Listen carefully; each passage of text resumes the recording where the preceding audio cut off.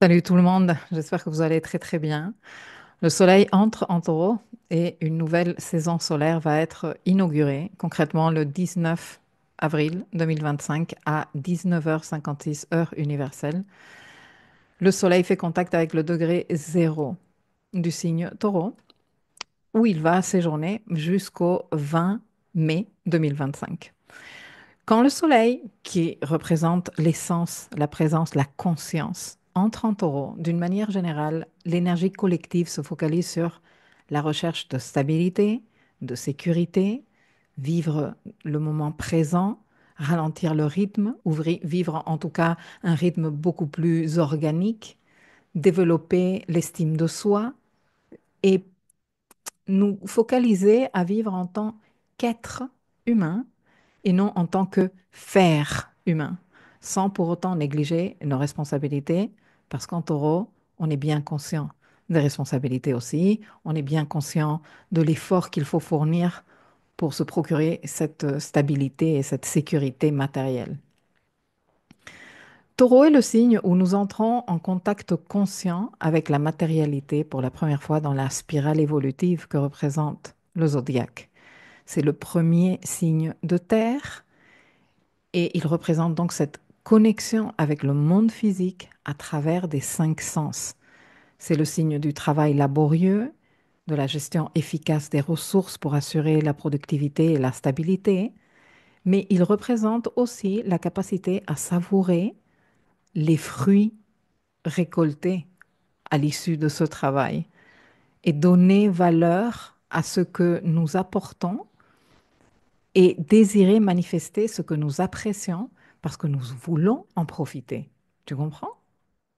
Comme toute énergie dans le zodiaque, et d'ailleurs comme absolument tout ce qui existe, Taureau a sa part d'ombre et sa part de lumière, ses excès et ses déséquilibres, mais aussi ses sweet spots d'équilibre.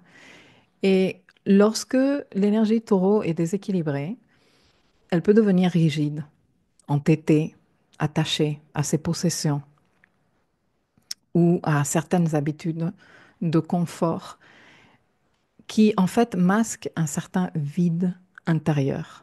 Parce que cela équivaut à être dans une quête dans le monde matériel extérieur de ce qui n'a pas encore été accueilli intérieurement. Et en taureau, on est appelé à accueillir la réceptivité, la légitimité de recevoir, avoir développé un sens de la valeur suffisamment fort pour nous sentir légitimes de recevoir et savoir que la vie va nous procurer et qu'il faut nous présenter pour que la vie nous procure, bien sûr, hein. On n'est pas juste là en mode, ben, qu'on me ramène absolument tout. Mais il y a une condition intérieure à atteindre pour cela. Et c'est en lien avec notre sens de la valeur. Donc, quand nous n'avons pas encore intégré cette énergie, on peut être dans cette rigidité, dans cet attachement aux possessions matérielles, dans ces habitudes, et ça on le voit très clairement, surtout dans les personnes qui ont des points d'ombre en taureau, comme la lune par exemple, ou le nœud sud. Et c'est pour cela qu'en taureau, nous faisons l'expérience de la peur du manque, du doute de notre propre valeur et de la quête de validation extérieure pour que nous puissions travailler cela. Tu comprends? Ce n'est pas une question d'acquis. En fait, bon, en tout cas, mon approche de l'astrologie n'est jamais, ni de rien, absolument de rien, n'est jamais dans un sens que cela a été acquis, mais que cela est en potentiel et que tout dépend de comment la personne se positionne et vit l'expérience que cela propose, que l'énergie propose, que l'on va avoir la possibilité d'atteindre ou de développer ce potentiel. Donc il y a ce potentiel en taureau, hein. En taureau, bien intégré, est une force tranquille, créatrice, magnétique. C'est une énergie qui nous ancre, qui nous apaise et qui nous invite à construire une vie qui vale la peine d'être vécue, parce que taureau est un signe vénusien et que Vénus est le code du désir et de la valeur. Vénus se dit, est-ce que ça vaut le coup d'être ici? Non, parce que sinon, ben, je ne suis pas là. Donc c'est un appel à nous ancrer, c'est un appel à nous incarner, et c'est un appel à construire cette vie qui a de la valeur pour nous, une vie que l'on puisse savourer, pas juste une vie pour cocher des cases, tu vois? Et c'est pour cela, comme je te disais tout à l'heure, que nous faisons cette expérience de la peur du manque, du doute de notre propre valeur pour nous encourager à aller vers notre sens de la valeur. Malheureusement, quand je me rends compte encore quand je parle avec des clients, ça fait quelques mois que j'ai repris bien maintenant mes consultations de rendez-vous astro et je reprends contact avec le terrain parce que pour des situations très personnelles en 2023 et 2024, j'ai ralenti le rythme à ce niveau-là et j'étais plus en contact avec les membres du programme Architecte de ma vie et mes coachés. Et maintenant que je reprends contact avec le terrain extérieur et donc les besoins d'autres personnes qui ne sont pas nécessairement dans un cheminement hyper intentionnel de conscience d'elles-mêmes, je me rends compte à quel point il y a toujours cette idée de oui, mais tu me parles de ancrage en taureau et moi je ne ressens pas l'ancrage. Oui, mais qu'est-ce que tu es en train de faire toi pour que cet ancrage existe?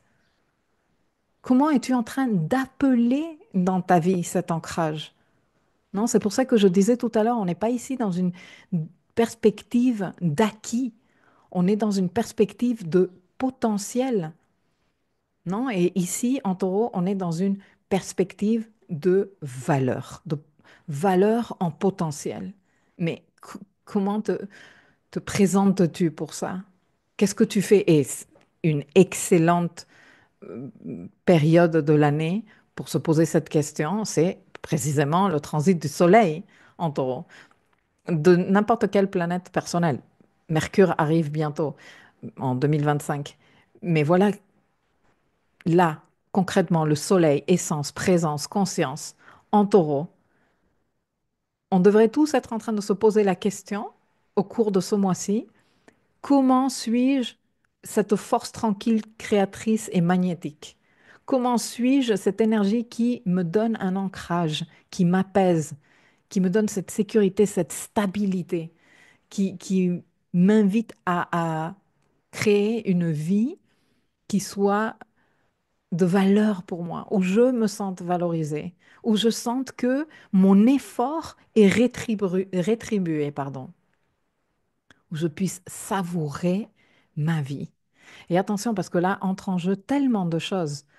Et ça, c'est encore des apprentissages ou des rappels, des rafraîchissements de mémoire, j'ai envie de dire, que j'ai eu ces derniers temps en parlant avec des clients. Parce que savourer la vie, c'est aussi quelque chose qui s'apprend. Je parlais il n'y a pas très longtemps avec un client, justement, qui disait, mais pourquoi je n'arrive pas à savourer ce que j'ai créé? Eh bien, parce que ça aussi, ça s'apprend. Ça aussi, ça s'apprend. Présente-toi pour ce savourage de la vie. Inclus-le dans tes pratiques. Ta vie est ce que tu pratiques de manière régulière. Et si tu pratiques de manière régulière, te mettre la pression, si tu pratiques de manière régulière, dévaloriser ton effort, si tu pratiques de manière régulière, un regard méfiant envers la vie, c'est ça ce que tu vas être en mesure de matérialiser, de concrétiser. Donc là où tu sens un manque, et c'est carrément la thématique de la saison taureau, moi je t'inviterai à dire, bon, maintenant, ben, je vais arroser cette partie de mon jardin pour arrêter de regarder l'herbe qui est plus verte là-bas. Et non, ça c'est une autre chose dont je parlais avec un client cette semaine, qui me disait, oui, mais c'est que l'herbe est plus verte toujours là-bas. Et j'ai dit, il faut arrêter maintenant avec ces conneries. C'est pas une question que l'herbe elle est plus verte. L'herbe elle est plus verte là où on arrose. Ça c'est un fait de la vie réelle. Ça c'est plus taureau, tu meurs. Donc, arrose. Si toi, tu es en train de voir que l'herbe autour de toi n'est pas verte, ben peut-être que tu veux arroser ton herbe. et arrêter de regarder lorgner sur le jardin de l'autre et te dire comment je vais mettre mon jardin dans des conditions qui me fassent plaisir. Tu vois? Alors bon, l'entrée du soleil en taureau démarre officiellement cette saison qui nous invite à cultiver la confiance en nous-mêmes, l'estime de nous, le soin de notre corps, hein. En taureau, nous nous incarnons pleinement parce que c'est grâce à notre corps que nous pouvons déjà avoir accès à l'expérience sensorielle. Les cinq sens sont les portails de notre corps, ok? Sont des portails de notre corps. C'est également une saison qui nous invite à développer la capacité à produire des résultats, un sens de l'initiative orienté vers la réalisation, la matérialisation, la productivité dans le monde matériel, cultiver une humeur plus stable. C'est une saison qui nous invite également à surveiller l'accumulation de possessions. Est-ce que je suis en train de combler des vides affectifs, par exemple? Est-ce que j'ai une peur que je n'ai pas encore réglée et c'est pour ça que je stocke dans mes placards, que je stocke dans mes tiroirs ou dans mes armoires ou que je stocke dans mon corps, hein, parce que le surpoids est aussi une expression de cette peur de manquer. Et donc je stocke du gras. Je ne suis pas en train de dire que tous les surpoids sont dus à ça, mais la saison taureau nous permet de nous poser cette question et peut-être nous engager à travailler ces vides affectifs pour pouvoir nous libérer de ces stocks que nous avons aussi bien dans nos placards que dans notre corps. Pourquoi pas? C'est aussi une saison pour surveiller la tendance à l'entêtement, la tendance au matérialisme, la tendance aux excès d'indulgence, parce qu'il y a aussi de ça dans l'ombre taureau. Nous passons dans la spirale du zodiaque, nous passons de l'action bélier à la valeur réelle et émotionnelle taureau. Une énergie qui a le potentiel d'éveiller quelque chose qui pour moi est très précieux. C'est l'engagement envers nous-mêmes pour nous focaliser sur la manifestation de nos ambitions. Tu vois, quand tu arrives à un stade où tu te dis, non, mais je ne peux pas continuer comme ça, et ça, il faut que ça change, eh bien là, il y a un déclic intérieur. Là, il y a cet engagement envers nous-mêmes de, je vais me donner les moyens de changer. Parce que je suis arrivée à un point où, non, je ne peux plus continuer à accepter cette situation.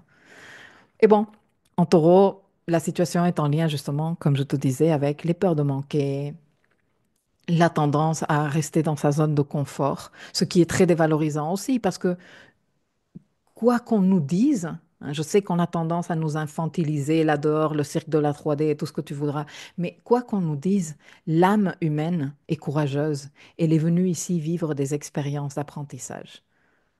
Elle est venue vivre ici de l'excitation. Elle est venue être on fire. OK? Et donc, je veux bien que par moment, on a besoin d'un périmètre de confort pour nous reposer, pour nous restaurer. Mais celui qui vit éternellement dans un périmètre de confort est en train de se suicider son âme. Enfin, je ne sais pas comment. Ce n'est pas bon pour son âme. Son âme est en train de s'éteindre. Alors qu'une âme est venue être on fire, sans braser. OK? Donc, est-ce que tu es en train de t'embraser ou est-ce que tu es en train de rester dans ton périmètre de confort? Ça, c'est une question très merveilleuse pour nous poser tout au long de la saison taureau et observer. La saison taureau nous enseigne plein de choses et durant les 4 semaines que va durer ce transit, le soleil va venir éclairer notre rapport à la valeur, à la sécurité, au sens de sécurité matérielle, qui nous procure aussi un certain sens de stabilité émotionnelle. Ben bien sûr, quand toi tu as un toit sur la tête, pardon, quand tu as de la nourriture pour te nourrir tous les jours, quand tu as accès à une douche chaude quand il fait froid, à un lit douillet, pour te reposer et te réparer, te ressourcer, tu es beaucoup plus stable émotionnellement parlant, non? L'invitation au cours de ces 4 semaines est à nous reconnecter à l'instant présent, à développer une estime de nous-mêmes plus enracinée, à prendre soin de notre corps comme le temple de l'incarnation qu'il représente et à nous engager à transformer nos ressources. Et quand je parle de ressources, je ne parle pas uniquement d'argent, loin de ça. Je parle de notre énergie, je parle de notre temps, je parle de notre capacité à fournir un effort, je parle de notre intelligence. Notre intelligence stratégique, ça, c'est une ressource, hein, non? Notre capacité à produire, notre créativité, c'est une ressource. Bon, tout ça, le mettre au service de quelque chose de concret, d'utile et de durable pour nous. Mais attention, que la saison taureau n'est pas seulement une saison de production ou pour assurer un certain résultat, c'est aussi savourer, c'est aussi savoir savourer les fruits, apprécier, apprécier ce qu'on est en train de faire. Ça, c'est aussi une autre conversation que j'avais ces derniers temps avec une de mes clientes. Parce qu'elle me disait, oui, mais comment je peux apprécier quelque chose quand je n'ai pas encore eu les résultats? Oui, apprécier le processus, c'est aussi important. Et pourquoi pas, ça ferait partie aussi des apprentissages taureaux, non? Les cycles et rythmes organiques. Regarde, je l'ai noté ici. Respect du corps, respect de la matière, le rythme organique, non? Le sens du cycle, chaque chose en son temps. Ce n'est pas parce que tu n'as pas encore reçu les résultats ou obtenu les résultats que tu ne peux pas profiter du processus. Ce n'est pas parce que tu n'as pas encore le gâteau ou les muffins que tu ne peux pas savourer le processus de créer ça, de suivre la recette, de mélanger les œufs, de fondre ton chocolat. Enfin, voilà quoi. Tu vois ce que je veux te dire? Donc, c'est un peu aussi une saison, ben beaucoup, je ne sais pas pourquoi je dis un peu, pour reconnaître notre propre valeur et goûter les fruits de notre engagement, même si on n'a pas encore des résultats tangibles. C'est une saison pour honorer le temps long, la lente maturation et le plaisir d'être en train de bâtir quelque chose qui va durer, qui va résister le passage du temps. Ça, c'est très beau. Ce n'est pas quelque chose d'éphémère. Tu comprends? Là où nous avons taureau dans notre thème, nous avons tous ces highs et ces lows. Dans la maison où tu as taureau, tu as aussi bien la capacité d'appréciation de gratitude, un sens solide de la valeur, tu as tout ce potentiel à développer, mais tu as aussi cette ombre. Tu as aussi l'ombre taureau qui est Aïe, pardon, qui est en lien avec tous les toutes les thématiques que j'évoquais tout à l'heure. Non, cet immobilisme, ce peur du manque, cette peut-être excès de complaisance ou de nonchalance, cette obstination, tout ça. Donc, c'est de l'information qui peut t'aider à t'observer et à te piloter, d'aller repérer hmm, où est-ce que je suis en train de exprimer cette énergie déséquilibrée dans ma vie. Et si tu te sens à l'aise en astrologie, ben, aller faire le lien avec la maison taureau. Et si tu as des éléments en taureau, faire le lien également. Ah, bah tiens, j'ai Saturne en taureau. Mhm. Ah, bah tiens, j'ai la Lune en taureau. Et oui, ben oui, j'ai tendance à vouloir stocker, j'ai constamment peur de manquer, j'ai tendance à gagner des kilos, surtout quand je suis stressée. Ah. Dans tous les cas, dans ce secteur taureau de tarot, tu es venu apprendre à identifier ce qui a vraiment de la valeur pour toi et à nourrir tes désirs à partir de ce que tu apprécies vraiment, à partir de ces valeurs. Et bien sûr, en fonction de ces désirs, investir tes ressources, ton temps, ton attention, ton énergie, ton intelligence et tout ce que j'évoquais tout à l'heure, dans ce que tu as identifié qui compte vraiment pour toi.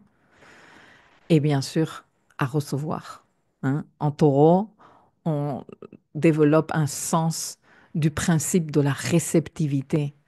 Recevoir, pas que recevoir des choses, mais nous sentir dignes de recevoir, nous sentir dignes de recevoir dans notre corps, dans notre vie, dans nos cellules, même l'acte même de nous nourrir et recevoir de la vie, recevoir de l'énergie pour pouvoir faire des choses. Nourrir ce véhicule d'incarnation qu'est le corps.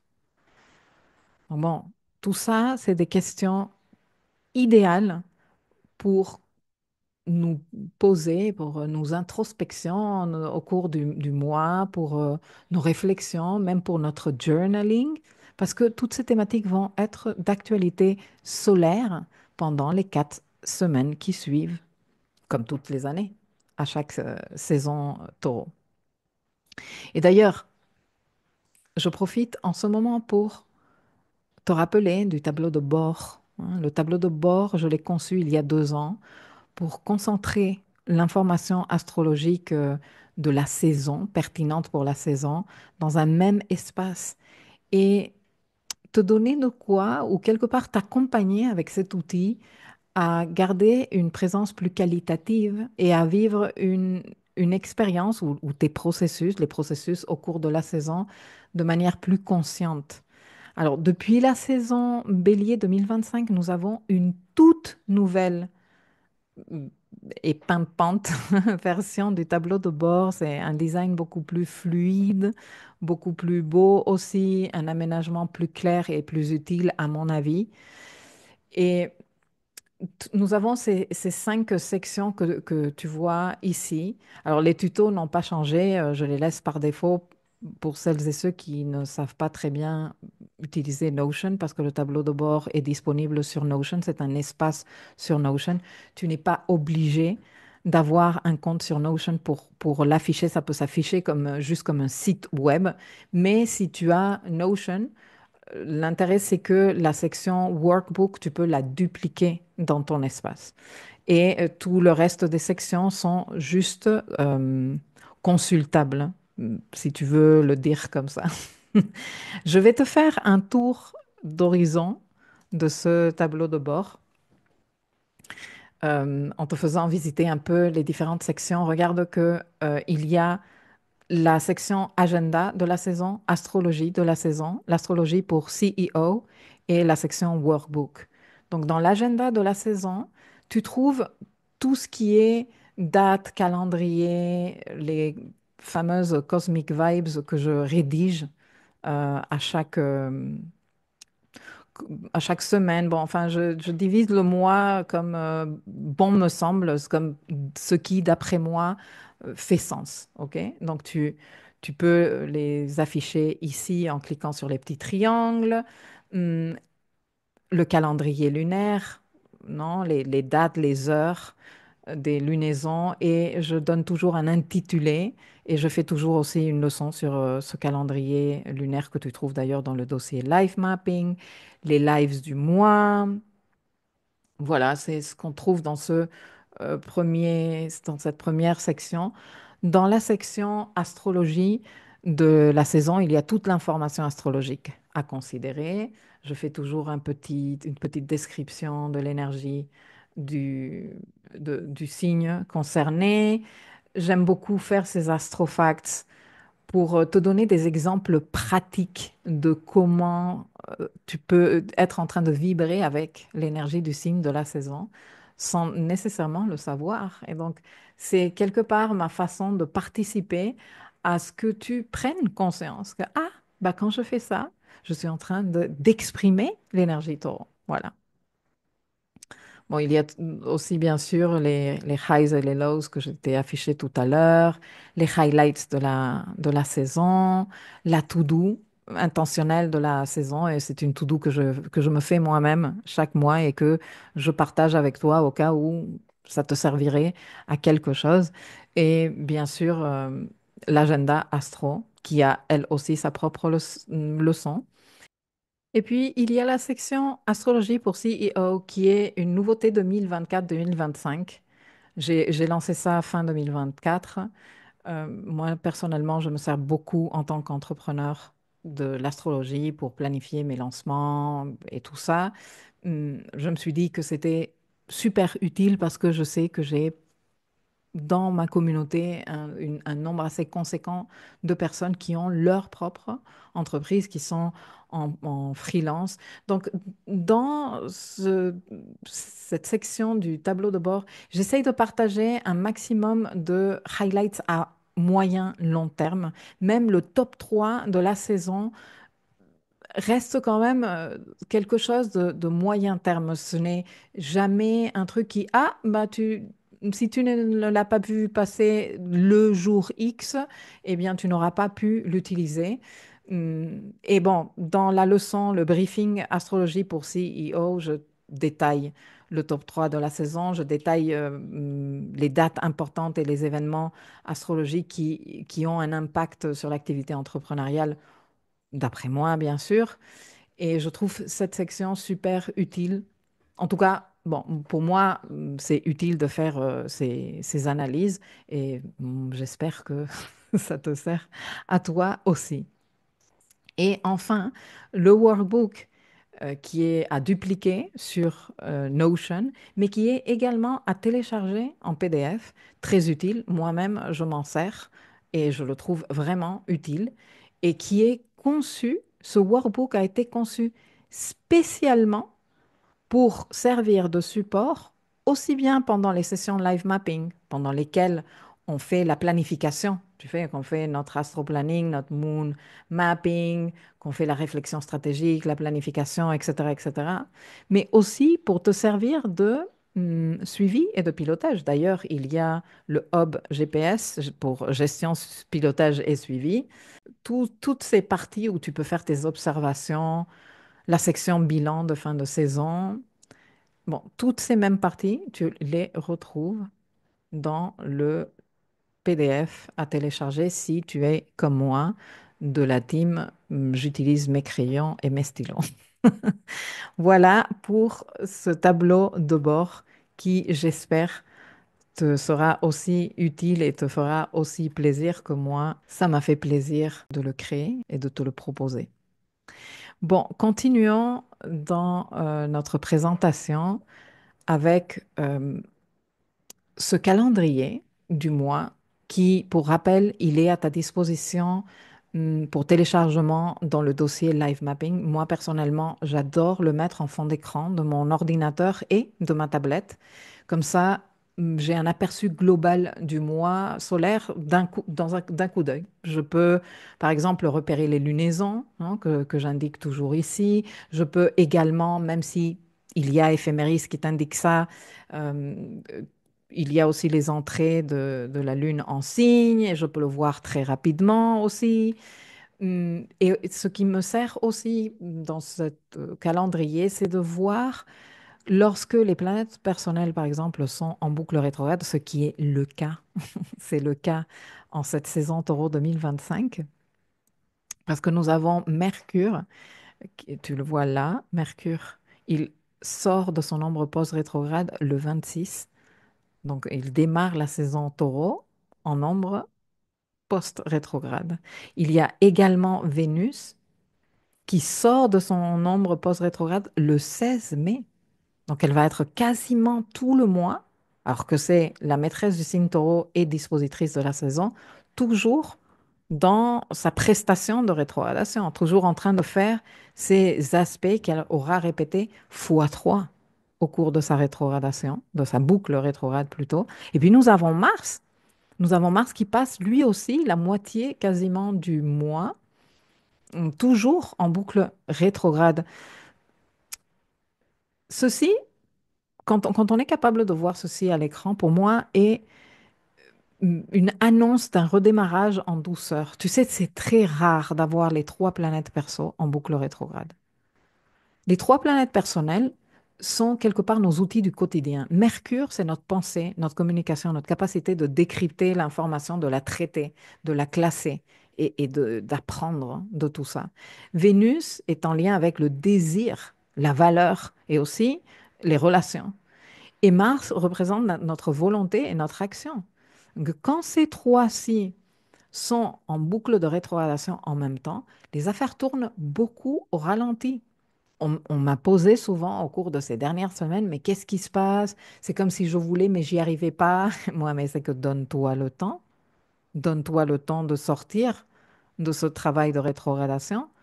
Alors, au cours de la saison taureau, elles vont reprendre, ces trois planètes, leur course directe progressivement. Donc, 26, le 2 mai, c'est Mars qui reprend, et le 16 mai, c'est Vénus.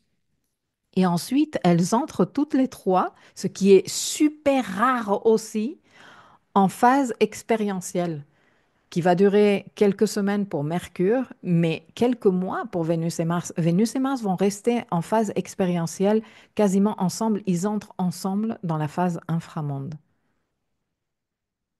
Et ceci, je l'ai expliqué à plusieurs reprises, mais je te laisse ici un friendly reminder. Que les trois planètes personnelles soient en phase expérientielle ensemble est un appel en majuscule à vivre l'expérience, à titiller l'algorithme de la vie avec ce que tu fais, avec tes prises d'initiative actives, à bouger dans le damier de la 3D. Je ne sais pas comment toi tu veux le dire ou l'exprimer, mais en gros c'est ça, c'est te bouger les fesses. Prendre des initiatives actives, ce qui va vouloir aussi dire te tromper, t'égarer, faire des trucs qui ne seront pas nécessairement utiles et qui auront été au service de ton apprentissage de par ici, non, hein? Et revenir en arrière, refaire des trucs. Mercury va continuer à faire des rétrogradations, hein. D'ailleurs, tu as déjà une leçon dans le dossier Life Mapping où je t'explique toutes les rétrogradations de Mercure de l'année parce que je les trouve extrêmement utiles et savoir cette information bien en avance, moi, je pense que c'est un cadeau. Donc voilà, dans le dossier Life Mapping, dans la section des leçons qui sont d'actualité tout au long de l'année. Et, euh, et voilà, sache que en 2026, nous allons entrer dans une phase de maturité et de récolte avec Vénus et Mars, parce qu'ils seront en train d'émerger de leur phase d'inframonde. Et la qualité de ce que nous récolterons en 2026, une année au cours de laquelle nous allons avoir cette très importante conjonction Saturne-Neptune en bélier que j'évoque depuis des mois maintenant, mais je pense que si tu t'intéresses à l'astro, tu as dû certainement entendre d'autres astrologues en parler.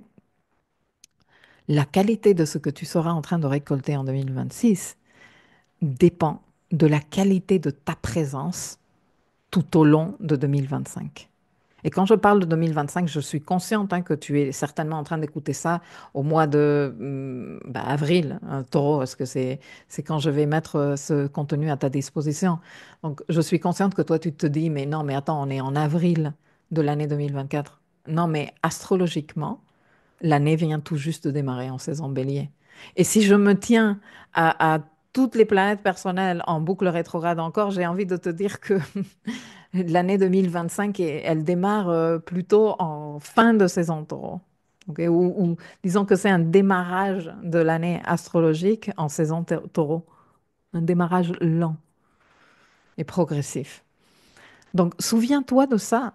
La qualité de ce que tu seras en mesure de récolter en 2026 dépendra de la qualité de ta présence dans cette invitation à vivre l'expérience, à titiller l'algorithme de la vie, à bouger dans le damier de la 3D, à prendre des initiatives actives et assumer tout ce qui va avec. Je ne sais pas comment te l'expliquer mieux que ça. Vraiment, je te le dis.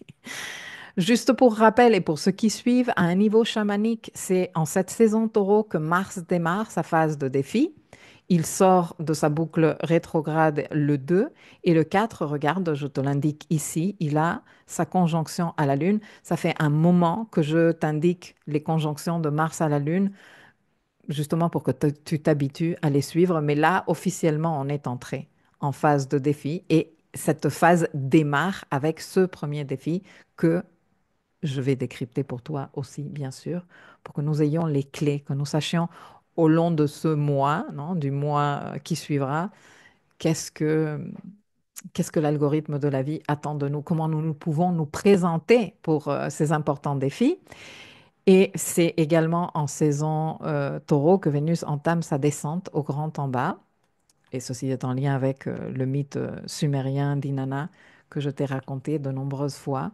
Et c'est précisément le vendredi 25 avril que Vénus sera en train de faire sa conjonction à la Lune à 27 degrés Poisson, comme tu vois ici. Et cette conjonction ouvre le premier portail. Elle se fait en conjonction à Saturne. Bon, ça fait partie du voyage de Vénus en Bélier et nous décrypterons tout ça le moment venu. Mais c'est important pour moi que tu le saches.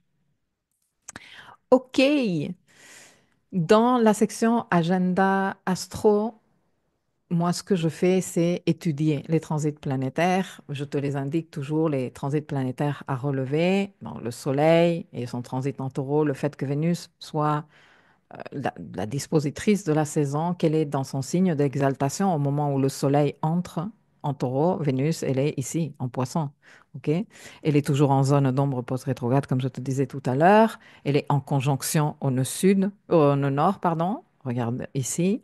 Et elle est également en conjonction à Saturne. En fait, nous avons une triple conjonction et en sextile à Uranus. Ceci est important. Ça va marquer la caractéristique ou la griffe particulière de cette saison taureau 2025. Parce que jusqu'ici, j'ai abordé la saison taureau de manière très générale, mais cette saison taureau 2025 a une caractéristique, elle a des signatures toutes particulières dans le thème de l'entrée du soleil.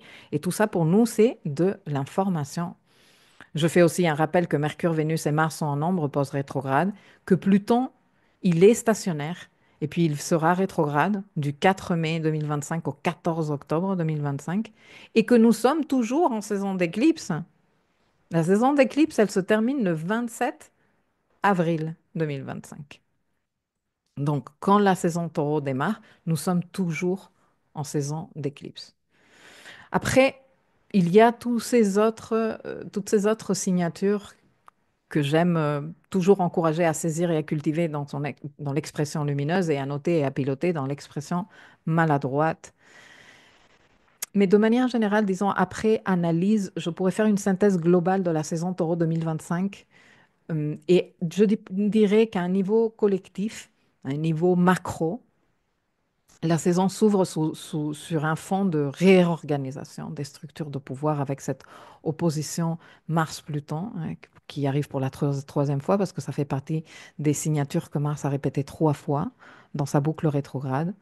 Il y a des tensions autour des modèles idéologiques et sociaux et ceci va être accentué par la rétrogradation de Pluton. Nous allons pouvoir faire notre travail à ce niveau-là.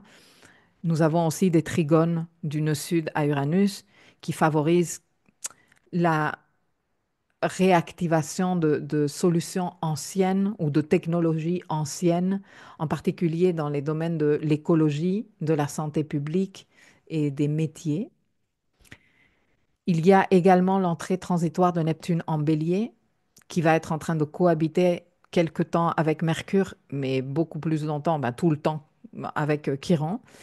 Et cette entrée transitoire nous annonce une nouvelle ère d'idéaux collectifs que l'on va ensuite travailler beaucoup plus profondément quand Neptune sera entré de manière définitive en Bélier et qui sera marquée par la lutte pour une expression plus vraie de soi, hein, parce que là on est dans toutes les thématiques Bélier, mais il y a aussi des risques de confusion, des risques d'intoxication et de dogmatisme dans tout ce qui est communication, d'autant plus que regarde que nous avons ici une conjonction qui se perfectionne très rapidement entre Mercure et Neptune. C'est comme ça que démarre la saison avec cette conjonction. À un niveau individuel, moi je parlerai plutôt d'un puissant tournant intérieur qui se profile. Il y a la sortie d'ombre post-rétrograde de Mercure, il y a Vénus qui sort également d'ombre. Et ces deux-là nous invitent à retrouver notre voix et notre désir. Il y a Mars qui sort d'ombre aussi, et donc retrouver également notre volonté. Après une période de retenue, de contrainte, de défi, de manque de clarté, d'introspection, de réflexion aussi. Il y a les aspects Achiron qui encouragent une guérison profonde des blessures liées à l'affirmation de soi. Et donc, ceci est très en lien avec ce que je te disais tout à l'heure, d'être dans cette dynamique de passage à l'action, non? Il y a le Soleil en conjonction à Uranus et en trigone au nœud sud qui va nous proposer des opportunités de libération et de réalignement avec une voix plus authentique. J'espère que nous saurons les saisir. Il y a également des tensions avec ce grand carré de modalités fixes qui demande une grande maturité émotionnelle hein, pour ne pas céder à la réactivité ou à, comment dire, à cette tendance à se replier sur certaines certitudes méga rigides. Et puis, nous avons la pleine lune en scorpion bien intense qui arrive en fin de saison, comme je te l'explique dans la leçon sur le calendrier lunaire. Donc, en résumé, nous avons un climat astral assez chargé, il- pas mal de tensions, hein, je dirais. Une tension en plus de type fixe, donc une tension qui tend vers l'immobilisme, alors que je suis en train de te dire que non, que la reprise du mouvement est super encouragée. Donc, listen to me well, s'il te plaît. Et il y a aussi ce potentiel de transformation pourvu qu'on garde la lucidité et le discernement et qu'on ne succombe pas à la peur et à la manipulation. C'est ce que je te dirais comme, disons, aperçu général. Mais j'ai fait une deuxième partie de cette leçon où je fais un décryptage plus approfondi des signatures clés de la saison. C'est disponible dans le dossier Live Mapping du programme Architecte de ma vie. Et si tu kiffes l'astro et tu veux comprendre comment se lisent les différentes signatures, tu veux aussi t'imbiber de ma façon de décrypter ces signatures, eh bien, je pense que tu vas bien profiter de cette leçon. Alors, je te dis à tout de suite si tu décides de venir par là. Et sinon, à très vite et bonne saison taureau à tout le monde.